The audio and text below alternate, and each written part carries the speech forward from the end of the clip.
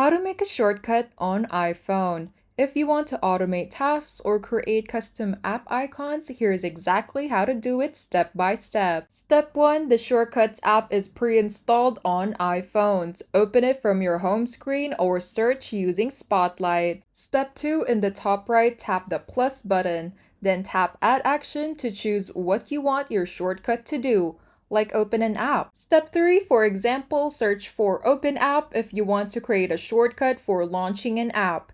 Tap it, then select the app you want. Step 4, tap the down arrow next to the shortcut name, then tap Rename. To give it a clear title, tap the icon next to the name to choose a symbol and color. Finally, step 5, add the shortcut to your home screen. Tap the share icon, then tap Add to home screen. I hope this video helped you. If it did, feel free to like and subscribe. It really supports the channel. And if you've got a question, just drop it in the comments.